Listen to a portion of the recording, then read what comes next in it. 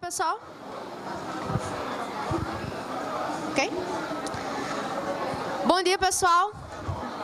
Eu sou a Soraya Roberta e nesta talk eu vou falar sobre como fazer arte com código, como fazer arte com algoritmo.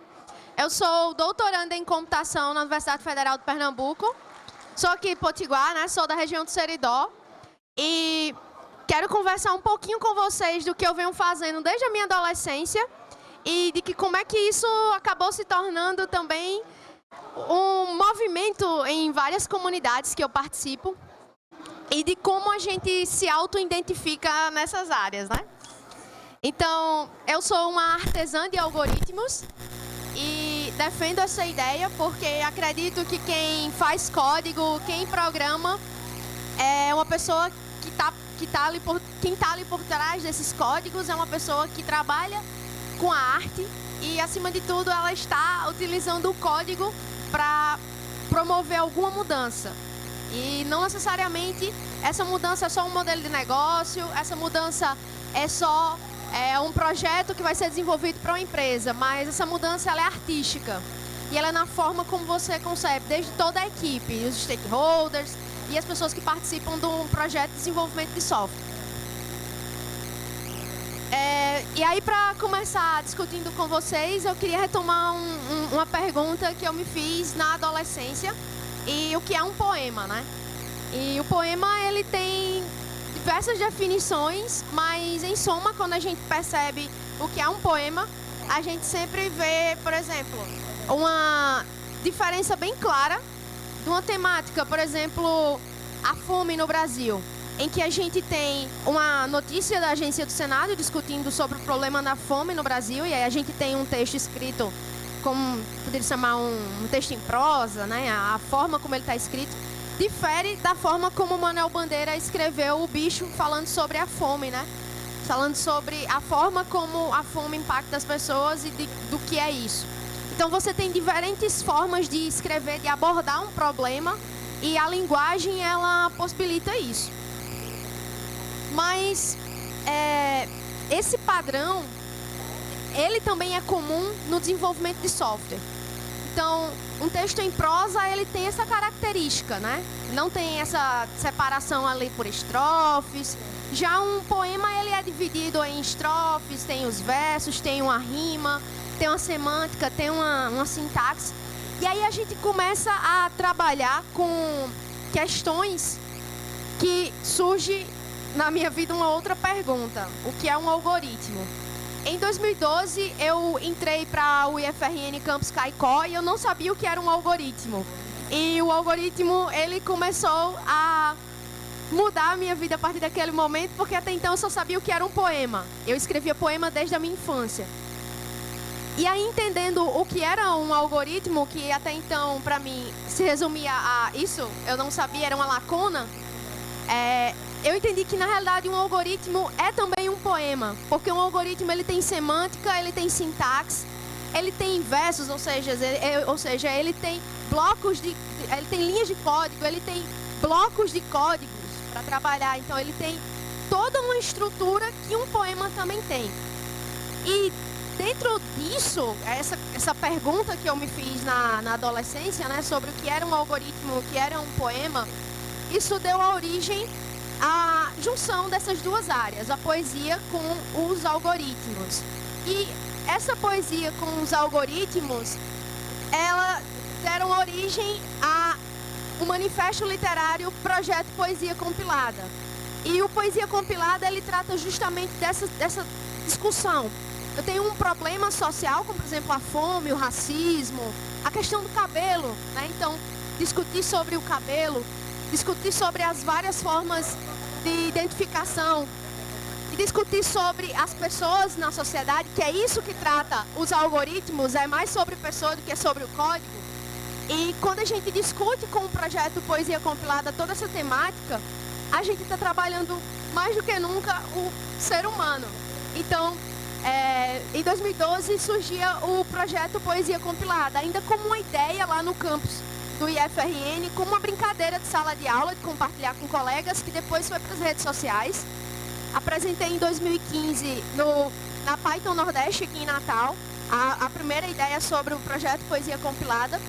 E até então não tinha nenhuma outra motivação a não ser arte pela arte, compartilhar aquilo com colegas de sala de aula e ver outras pessoas programadoras escrevendo código por meio de poemas, trabalhando essas temáticas por meio de poemas.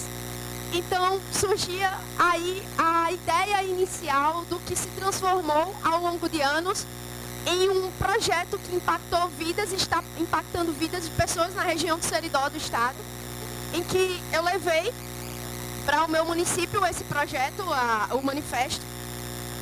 Virou projeto de pesquisa na UFRN, e esse projeto de pesquisa na UFRN hoje está em processo de marca, né, de patente, aí trabalhando atrás. E esse projeto de pesquisa da UFRN, ele, na cidade de Jardim do Seridó, a gente conseguiu formar 4 turmas de mais de 30 alunos cada turma. A gente virou destaque em jornais, né, da mídia nacional. Então, recentemente saiu uma reportagem da gente no Estadão, e mostrando que é possível trabalhar com algoritmo e com poesia, tanto no ambiente de sala de aula, quanto no ambiente, aqui, por exemplo, como esse ambiente, como empresas, discutir sobre essa temática.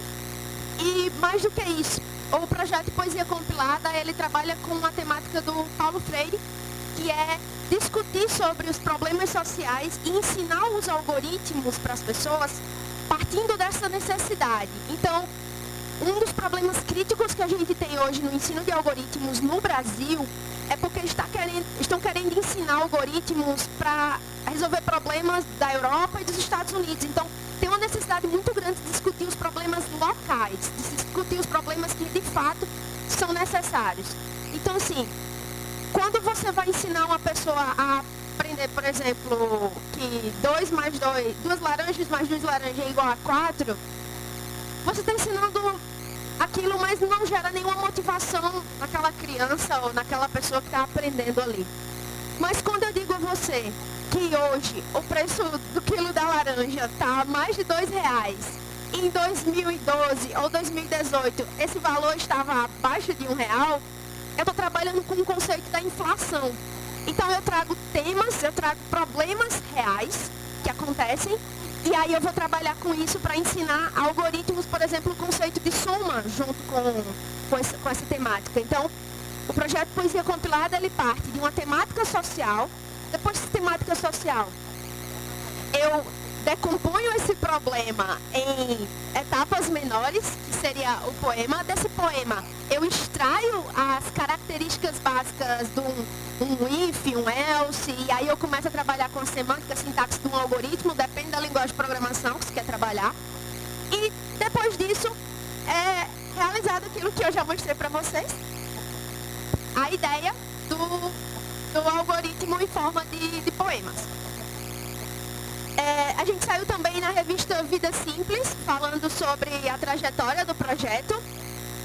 Agora, mais recentemente, dia 20, para comemorar o Dia do Poeta, a Fundação Telefônica fez essa homenagem, falando sobre a poesia compilada e mostrando como tem ensinado programação através de poemas.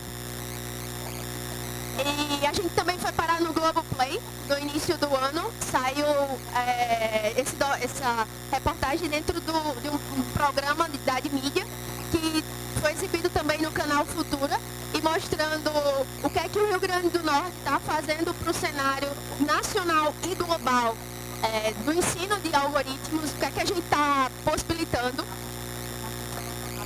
E eu comecei a me questionar também se só eu gostava dessas coisas, porque chega um momento em que você meio que se sente só.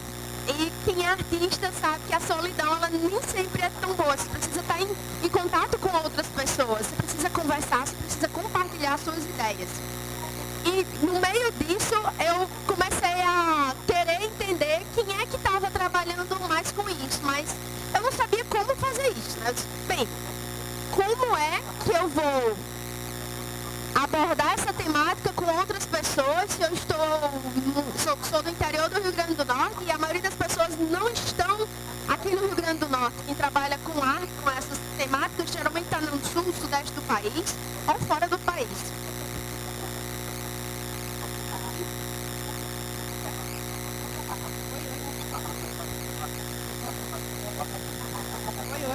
me ouvindo?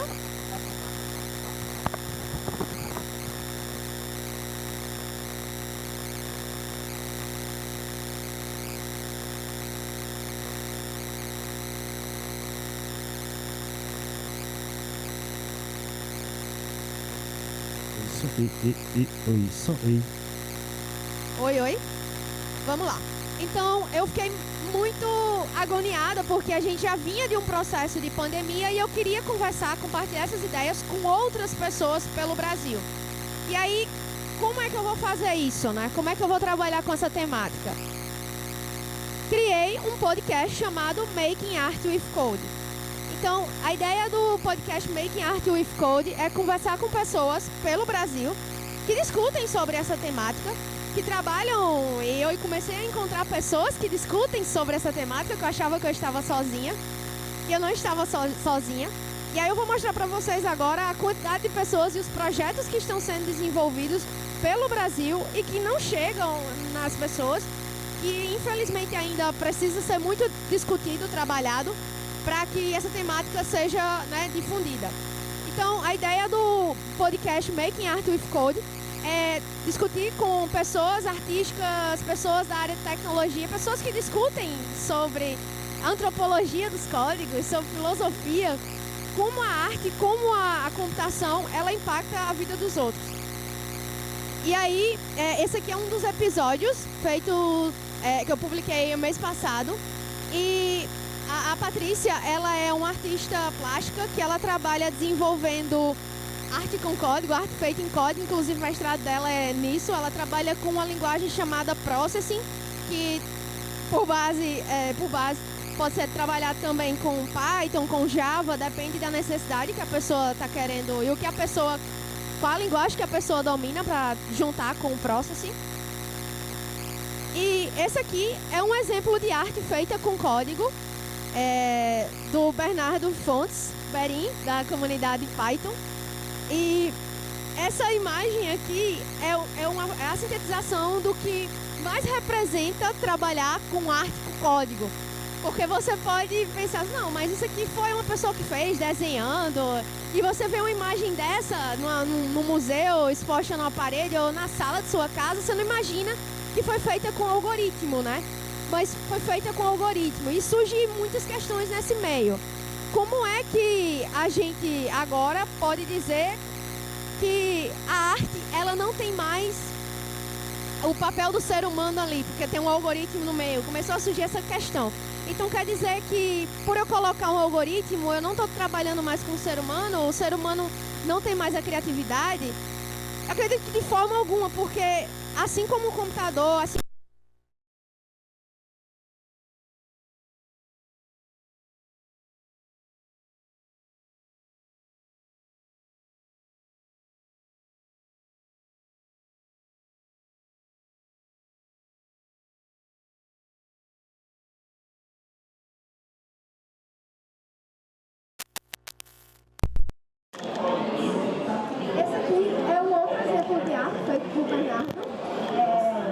vocês podem constar, tá no GitHub dele, então as artes estão no GitHub das pessoas, e isso é muito massa. Esse aqui é o desenho, né, de Alexandre Vilhares. Vilhares, ele é professor e também trabalha com o Processing. Ele fez uma fanzine sobre desenho, e aqui são inúmeras formas de se trabalhar com arte, com código, né, com Processing. E é possível também fazer música com Python, música com algoritmos, por meio do Foxdot. E existem inúmeros outros álbuns já disponíveis no Spotify. Esse aqui é exemplo de inclusive, uma das músicas do álbum do Pietro Battisti faz parte é a abertura do Making Art with Code. Então, eu recomendo que vocês escutem a música feita em Python. Tem, inclusive, Algo Rave, que é o movimento, inclusive, grupo no Telegram, para trabalhar, para discutir sobre as pessoas e mostrar o que as pessoas vêm fazendo de música na área, né?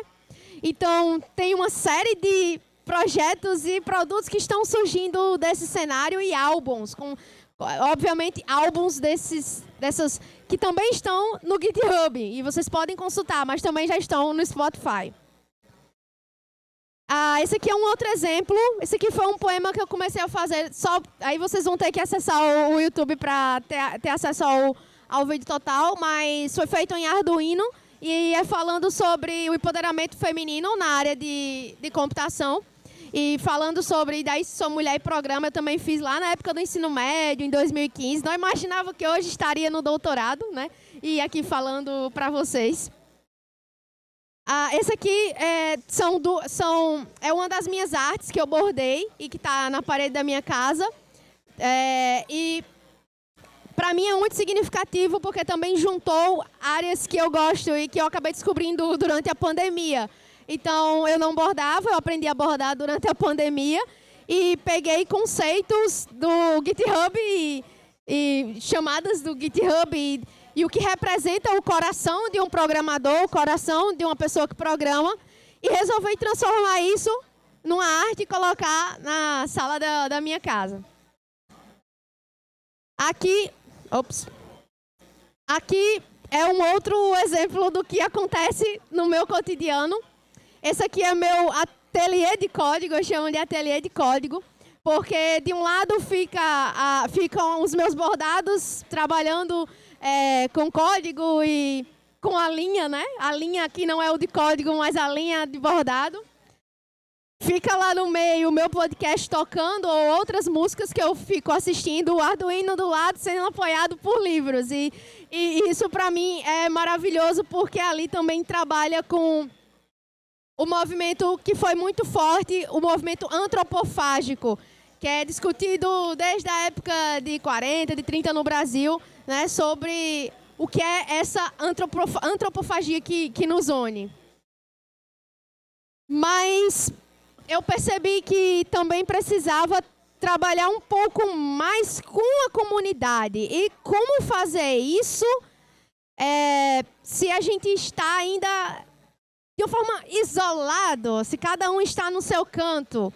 E aí agora, durante a Python Brasil, a gente se questionou muito sobre o que a gente poderia fazer de arte com Python na comunidade. E aí a gente observou que esse ano faz 100 anos, né, da Semana de Arte Moderna. E essa Semana de Arte Moderna, ela possibilitou inúmeras produções e de trabalhos de Tarsila do Amaral, Oswald de Andrade.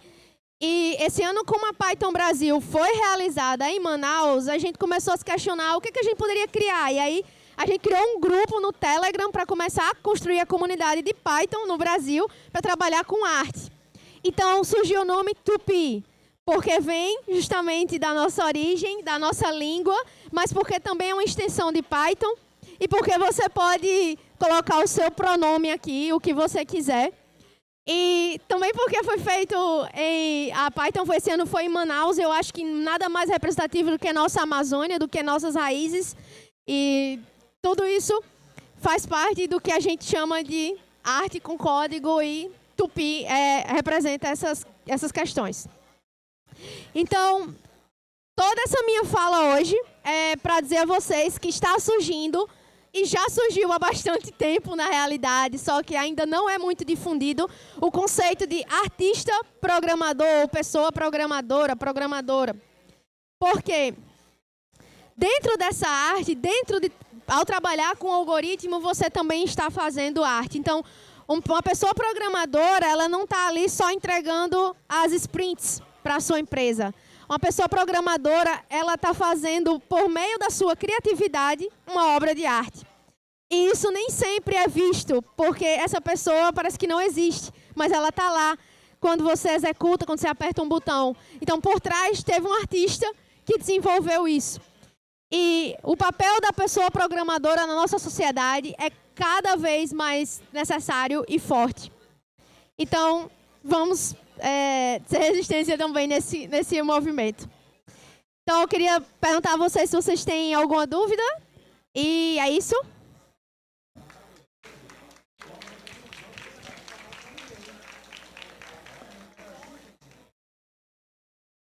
Fiquem à vontade para fazer algum questionamento, se vocês quiserem.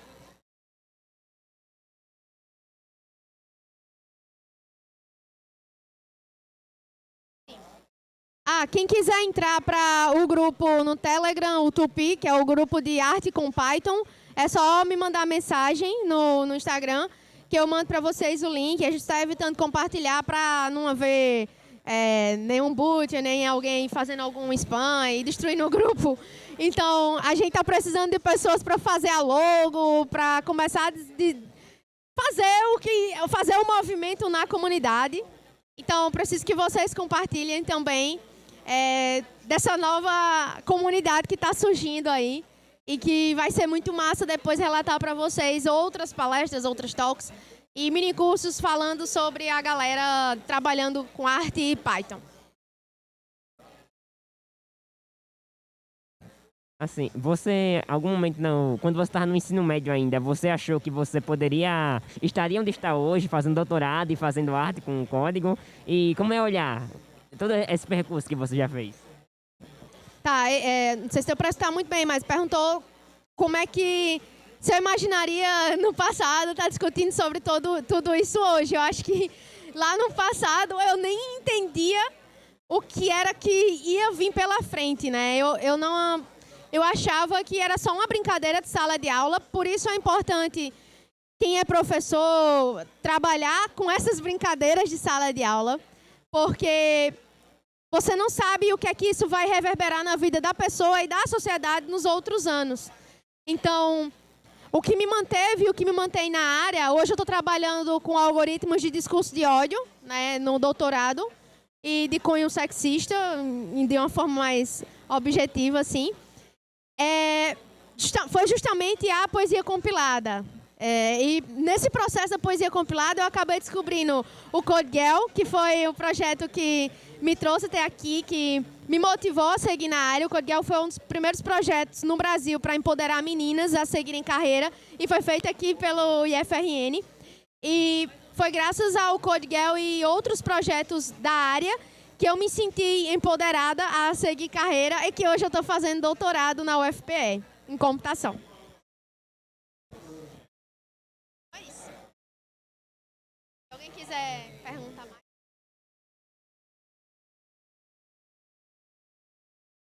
Tá, então muito obrigada a vocês. E é isso.